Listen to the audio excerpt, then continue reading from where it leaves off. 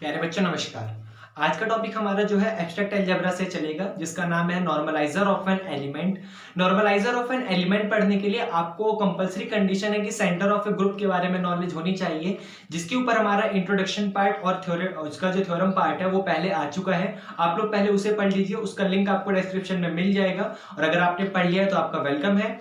और normaliser of an element की बात करेंगे और छोटी सी चीज मैं ये बताता हूँ, वो पढ़ना कंपलसरी इसलिए है क्योंकि जो सेंटर ऑफ ए ग्रुप है या फिर जो नॉर्मलाइजर है वो दोनों एक दूसरे की फोटोकॉपी है। बस हल्का सा चेंज है, एक असली रिजल्ट है और एक फोटोकॉपी है। बस ये चेंज है कि एक आपका डॉक्यूमेंट असली है और एक डॉक्यूमेंट आपकी उसकी कॉपी है। बस इतना सा चेंज है, बाकी दोनों एक दूसरे जैसे ही हैं। अगर आपने एक को इधर खड़ा कर दिया, एक को इधर खड़ा कर दिया, दोनों एक दूसरे की आइडेंटिटी है, सेम टू सेम है। ये आपको समझ आए तो इसलिए वो कंडीशन कंपलसरी है, और वो अगर आपको समझ आती है तो ये आपके लिए तो बस ऐसे है। ये आपको समझ आए तो चलिए शुरू करते हैं। मैं पहले उसका स्टेटमेंट लिखूंगा हर बार की तरह, फिर आपको समझाऊंगा। तो आइए उसका स्टेटमेंट लिखते हैं। Normaliser of an element, normaliser of an element statement.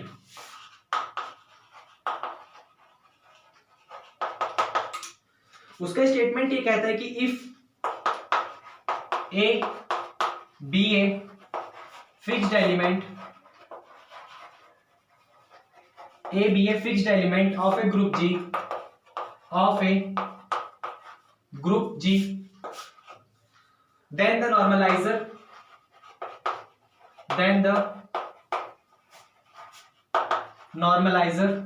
of a in G denoted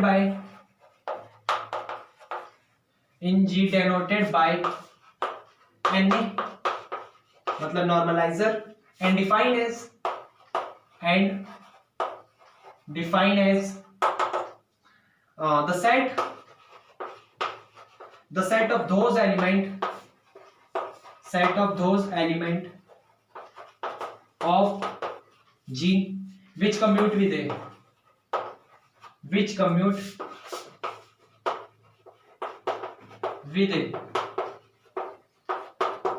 या फिर ऐसे भी बोल सकता हूं मैं कि Na is equal to x belong to G such that xa is equal to ax, where a belong to G। यहां लिख देता हूं वेयर, या यहां पे वेयर या comma a belong to G। देखिए इसका स्टेटमेंट ये कहता है कि let a B a fixed element of a group G, मतलब आपके पास ग्रुप जी है कोई, उसका कोई भी एक एलिमेंट है आपके पास जिसको आपने ए सिंबल से डिनोट करा है। देन द नॉर्मलाइजर ऑफ ए, तो आपका नॉर्मलाइजर जो निकलेगा वो ए का निकलेगा, क्योंकि यहां पर देखिए टॉपिक का नाम भी है नॉर्मलाइजर ऑफ एन एलिमेंट। आप किसी एक एलिमेंट का नॉर्मलाइजर निकालते हैं, जबकि सेंटर जो निकल रहा था वो ग्रुप का निकल रहा था। यहां पे समझ आया, ग्रुप में वो वाली कंडीशन थी कि आपको कोई एक ऐसा एलिमेंट मिल जाए जो ग्रुप के सभी एलिमेंट के साथ कम्यूट कर जाए। इसका मतलब वो एलिमेंट आपका सेंटर था उस ग्रुप का, क्योंकि उस एलिमेंट ने ग्रुप के सभी एलिमेंट के साथ कम्यूट वाली प्रॉपर्टी सेटिस्फाई करी थी। तो वो सारे के सारे एलिमेंट अगर आपने उनका सेट ले लिया तो वो सेंटर ग्रुप था, वहां वो था। लेकिन यहां पर नॉर्मलाइजर जो निकलेगा वो एक एलिमेंट का निकलेगा, इसलिए मैंने यहां लिखा भी है कि let a B a fixed element of a group G, किसी एक ग्रुप जी का कोई एक फिक्स एलिमेंट है। Then the normaliser of a in G, इसका मतलब देखिए क्या है कि जो नॉर्मलाइजर निकलेगा ए का वो जी के अंदर निकलेगा। ये समझ आया? जी ए इन जी, इस तीन वर्ड का बहुत काफी अच्छा मीनिंग है। सेंटर ऑफ ए ग्रुप में सारे के सारे एलिमेंट के साथ कंडीशन चेक होती है, लेकिन आपका जो यहाँ पे नॉर्मलाइजर निकलेगा वो जी के अंदर एलिमेंट में चेक होगी। ये आपको समझ आया? मतलब जब सारे के सारे जरूरी नहीं है, एक भी होगा तो भी काम चल जाएगा। इसलिए ये ए एन जी का मीनिंग ये है कि सारे के सारे ग्रुप जी के एलिमेंट के साथ कंडीशन जरूरी नहीं है, उसमें कोई भी एक एलिमेंट मिल जाएगा आपको तो कंडीशन आपकी सेटिस्फाई हो जाएगी। और वो क्या है कि डेनोटेड बाय Na, सबसे पहले उसका सिंबल Na से डेनोट करा जाएगा, एंड डिफाइन एज, उसको डिफाइन करा जाएगा the set of those element of G, मतलब आपको G के वो सारे के सारे एलिमेंट लेने हैं विच कम्यूट विद A, जो A के साथ कम्यूट कर जाए। बस आप उन सारे के सारे एलिमेंट का सेट बना दोगे, वो आपके पास नॉर्मलाइजर आ जाएगा उस एलिमेंट का। सिंपल सा मीनिंग कि आप वो सारे के जरूरी नहीं है कि जी के आप देख रहे थे, ऐसे हम लोगों ने बहुत सारे रिजल्ट करे थे जो कि किसी एक एलिमेंट के साथ, जरूरी नहीं है ग्रुप का सारा एलिमेंट कम्यूट हो, कुछ हो रहा था कुछ नहीं हो रहा था, तो जो हो रहे थे उनको उठा के मैं एक सेट बना लूंगा, वही मेरा नॉर्मलाइजर ऑफ एन एलिमेंट बनेगा। जबकि सेंटर ऑफ ए ग्रुप में सारे के सारे एलिमेंट कंडीशन सेटिस्फाई होनी चाहिए, तो उन जो जिसके साथ वो हो रही थी, मतलब जो कंडीशन जिसके साथ कर रहा था उसको आपने सेंटर ऑफ ए ग्रुप कहा था। लेकिन यहाँ पे उस ग्रुप जी में सिर्फ जो कंडीशन सेटिस्फाई होगी, जो कम्यूट करेंगे, बाकी नहीं करेंगे नहीं लूंगा, मैं उन्हें हटा दूंगा, लेकिन जो ले रहे हैं उनको लिए मैं कहूंगा कि उन सारे एलिमेंट को नॉर्मलाइजर कहा जाएगा। किस चीज का? ए का। क्यों? क्योंकि उसने ए के साथ कम्यूट वाली प्रॉपर्टी सेटिस्फाई करी है। ये आपको समझ आया? तो जैसे यहां पर मैंने लिखा भी है कि नॉर्मलाइजर ऑफ एन एलिमेंट में वो सारे एलिमेंट आ जाएंगे एक्स जो कि बिलोंग कर रहे हैं जी में, जिसके लिए एक्स ए बराबर हो जाएगा a x, a belong to G. वहां पे था for all a belong to G या for all x belong to G, यहां पे सिर्फ इतना है कि ए बिलोंग टू जी। अब हम सिर्फ यहां की बात करते हैं। क्या?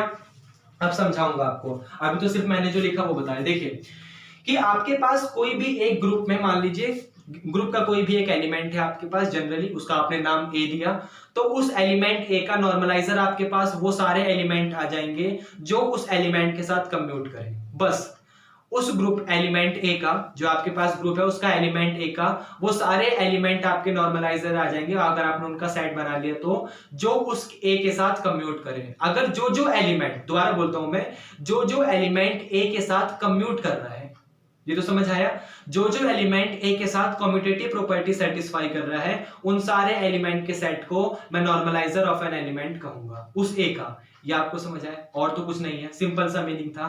चलिए आगे बढ़ते हैं। इसका एग्जांपल काफी अच्छा सा एग्जांपल है। वैसे हम लोग यहाँ पिछली बार क्वार्टेनियन ग्रुप के ऊपर बात कर रहे थे, Q8 के ऊपर, जिसके अंदर एलिमेंट था +-1 +-i +-j और +-k। ये आपको समझ आया? तो आप देख रहे थे कि यहाँ पर जो ये वाला i था, ये वाला सिंबल i था, ये प्लस का i, अगर मैंने यहाँ पे प्लस का i पिक किया तो आप देख रहे थे यहाँ पर कि जो प्लस का i था वो +1 के साथ और -1 के साथ, दोनों के साथ कम्यूट प्रॉपर्टी सेटिस्फाई कर रहा था। ये आपको समझ आया? इसका मतलब +i के लिए प्लस का 1 और माइनस का 1 कम्यूट प्रॉपर्टी सेटिस्फाई कर रहा था, तो मैं एक साइड बना लेता हूं और उसके अंदर +-, का 1 फिल कर देता हूं, प्लस का 1 और माइनस का 1। लेकिन आप देख रहे थे कि जो i था वो j के साथ नहीं कर रहा था। क्यों? क्योंकि वैसे भी जब आप जानते हैं क्योंकि इनका केस कुछ इस तरीके से होता है ऑपरेशन, जब आप ij लेते हैं तो वो आपको k दे रहा था, और जब आप ji लेते हैं तो आपको -k देता है। कुछ इस तरीके का ऑपरेशन होता है। वैसे ही आप देखेंगे कि i जो होता है वो k के साथ नहीं करता। ये आपको समझ आया? i k के साथ नहीं करता क्योंकि i का k के साथ कंपोजिशन आपको नहीं, k का i के साथ j देगा, लेकिन i का k के साथ -j दे देगा। वैसे आप j का i के साथ लेंगे तो i j का i के साथ लेंगे तो -k देगा, लेकिन i का j के साथ लेंगे तो +k। मतलब इस तरीके का कंपोजिशन कि एक क्वांटिटी अगर आप इस तरीके से ले रहे हैं तो पॉजिटिव दे रहा है, अपोजिट ले रहे हैं तो नेगेटिव दे रहा है, तो ये तो कॉम्यूटेट हुआ नहीं। कॉम्यूटेट का मतलब दोनों रिजल्ट आपका बराबर आना चाहिए। तो सिंपल सा मीनिंग ये है कि अगर आपने यहाँ पर जैसे मान लीजिए एलिमेंट यहाँ पर i का निकाला, i का मान लीजिए आपने नॉर्मलाइजर निकालना चाहा, और जब आपने i का नॉर्मलाइजर चेक किया तो आपको सिर्फ दो ही रिजल्ट मिला, 1 और -1, क्योंकि यही दोनों क्या कर रहे हैं, कम्यूट वाली प्रॉपर्टी सेटिस्फाई कर रहे हैं। इनके अलावा ऐसा कोई एलिमेंट नहीं है जो कम्यूट वाली प्रॉपर्टी सेटिस्फाई कर जाए। और जब ऐसा कोई एलिमेंट मुझे नहीं मिला तो मैं यहाँ पे साफ साफ बोल दूंगा कि i का जो नॉर्मलाइजर ऑफ एन एलिमेंट है, मतलब ni, normalizer of an element i is equal to 1 and -1 is the set of 1 and -1। ये आपको समझ आया? क्योंकि उसने बाकी एलिमेंट के साथ कम्यूट वाली प्रॉपर्टी सेटिस्फाई नहीं करी, कोई दिक्कत नहीं। मेरे को क्या क्या चाहिए कि जिन जिन के साथ करेगा उनके साथ कम्यूट वाली प्रॉपर्टी सेटिस्फाई कर रहा है, जिन जिन के साथ उनको मैं नॉर्मलाइजर कहूंगा, जिन जिन के साथ नहीं कर रहा उनको कुछ नहीं कहूंगा, उनको छोड़ दूंगा। ये आपको समझ आया? तो सिंपल सी कंडीशन थी कि कोई भी एलिमेंट अगर जिस एलिमेंट के साथ आपका कंडीशन सेटिस्फाई कर जाए कम्यूट वाली, उन एलिमेंट को आप नॉर्मलाइजर कह दोगे, जिनके साथ नहीं करेगा उनके साथ कोई दिक्कत नहीं। समझ आया? और उनका सेट बनाना जरूरी है क्योंकि सेट बनता है यहाँ पर x बिलोंग टू g, वो सारे एलिमेंट आपको x ले लेने हैं।